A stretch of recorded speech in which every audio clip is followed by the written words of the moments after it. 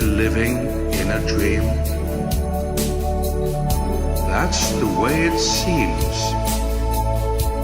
People laughing and crying every day, trying to keep their fears at bay. It was on December the 6th, in the first year of Bertie's time living with the man, when Bertie saved Christmas. For quite a few days, the house had been filled with feverish activity. Strange pieces of something like string covered with brightly coloured pieces of plastic were being put up all over the house by the man's wife and daughter. The man had bought them from a different place, the Tosco, and he unwisely put them on the floor. They were in boxes, and the man opened them with the rest of his family, and then he left, leaving the family to start the process of what he now understood was putting up decorations for something called Christmas. The gaily coloured pieces of string were called tinsel. This confused Bertie because sometimes the man would listen to something called Derek and Clive live by some old mates of his called Pete and Dud. Then the man would laugh a lot. It was put on the thing that the man used to play music, but this was confusing because the big round piece of plastic from which the voices of Pete and Dud emerged seemed to involve very rude conversations. Bertie remembered on one song on Derek and Clive, the one called Dud, who on this was called Barrow, for some reason played the piano and sung about a gaily coloured plastic bag that was put on the head of a baby who was being soothed by something called Darky Boogie Rhythm. Later on, in Christmas, Bertie understood that there were also gaily coloured plastic as well as paper bags at Christmas. When Bertie learned more about Christmas, he found it happened because some man had been born 2,000 years ago at around the same time, but nobody was quite sure when. Bertie could not understand, when people were born many times a day all around the world, why the birth of just this particular man, born so long ago, was celebrated. Christmas was fun, and Bertie, thinking much more sensibly than humans generally did, thought it would make more sense to have Christmas all year round, to celebrate all the children being born all of the time. When the man had left the room and when his wife and daughter's backs were turned, Bertie sidled over to the box of tinsel and began sniffing it. He was just about to take some through to his bed to see if it was good to eat, when he felt a sharp kick to his haunches. Looking round, the man was frowning at him and pointing to his room. Reluctantly, Bertie loped out of the room, wandered through to his bed, and lay down. In a strange kind of a way, Bertie had a fondness for the kicks when he had been about to do things he shouldn't. This was not in the way that humans like things done to them in clubs called S&M clubs. In a passing conversation with the man, his daughter asked what S&M clubs were. The man told her that they were places that some people liked to go and dress up as squirrels and monkeys. Apparently, there were some clubs you could go to where there were also bunnies, but these were most popular many, many years ago. No, Bertie had a fondness for the man's kicks because, firstly, if other humans saw him do this, they would get very cross, but also because it reminded him of playing with his brothers and sisters when he was young. Bertie chuckled at the thought that humans could get annoyed by these things, when animals bit much harder than humans might generally kick, and their teeth were very much sharper, just in play, let alone when they were eating each other.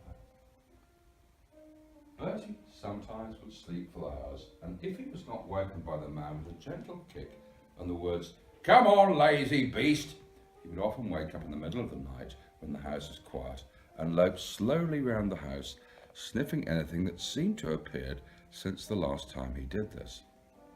After several months of discipline from the man, Bertie had developed extraordinary control of his bladder and the hole at the back of his body.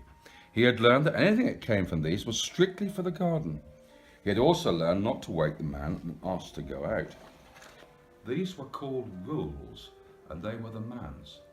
The strange thing about rules was that the man would often say, "Rules are made to be broken." On the night of 6th of December, Bertie slept in his bed well into the night. At what was around 3 a.m, although Bertie didn't know that's what it was, he became very restless and suddenly he was wide awake, with a strong feeling that he should go outside. This caused him great anxiety, bearing in mind this would involve barking loudly enough to wake the man up. In the early stages of his discipline, Bertie had woken the man often in the night. The results had not been good. The feeling that he should go out was very strong, but it had nothing to do with his bladder or the hole at the back of his body, which often got dogs into trouble. The words of the man, "Rules are made to be broken," resounded in his head, so Bertie resolved to go to the door of the man's room, which was always closed, and practice breaking the rules. He trotted upstairs and sat down outside the man's room and listened for a few moments to the even sounds of the man and his wife breathing. The feeling that he should go outside grew even stronger. Plucking up all his courage, Bertie let fly with his enormous bark.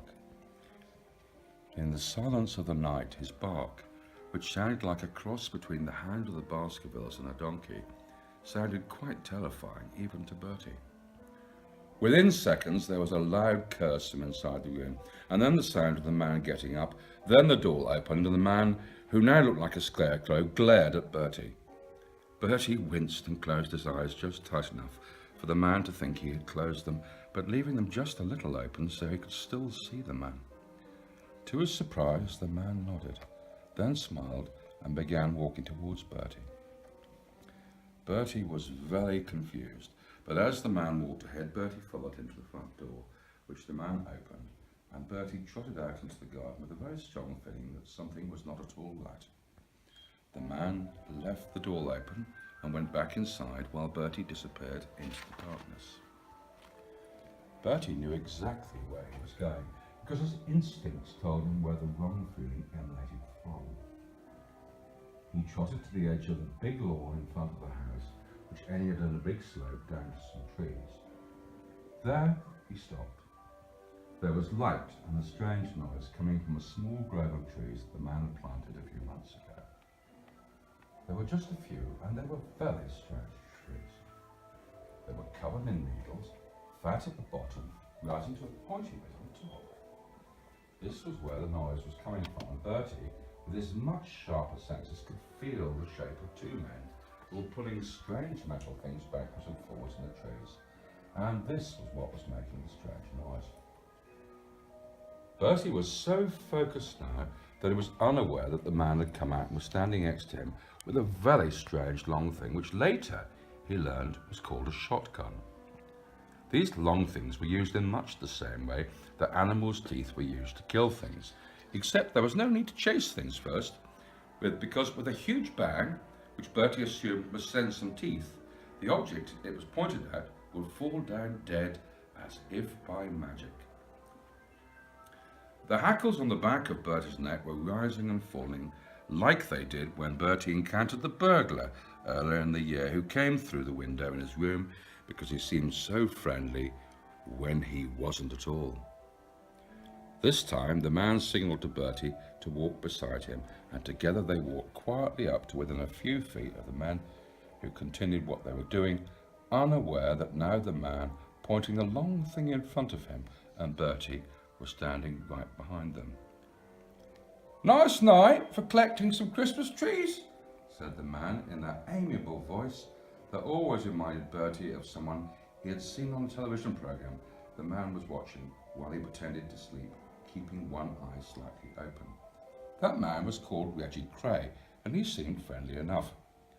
The men didn't think the man sounded friendly at all. They jumped up, dropping the metal thing on the ground, and wheeled round looking terrified. The man stood absolutely still. The men seemed very focused on the long thing the man was holding, and Bertie was quite mystified at the time why that should be, but he didn't know then that it could send teeth very fast indeed with a loud bang. The man continued in the same friendly way. "Thought we'd just come out and shoot a few pigeons," said the man with a grin that was growing quite disturbing. "Best be on your way," said the man. "I might have mistaken you both for pigeons." Bertie was aware of a strong scent emanating from the man that he often recognised when he was marking trees. The men ran into the darkness without looking back.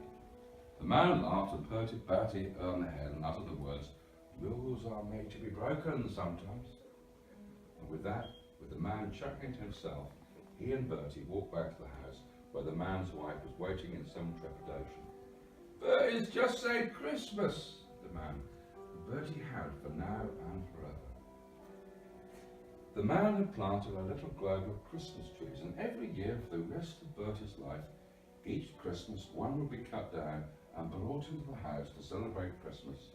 And with Bertie lying in the corner happily, the whole family would cover it with tinsel and other strange things. So, you see, rules are made to be broken at the right times, and if you learn when it is right and when it is not, you too may not only save Christmas, but attract blessings to you for the rest of your life.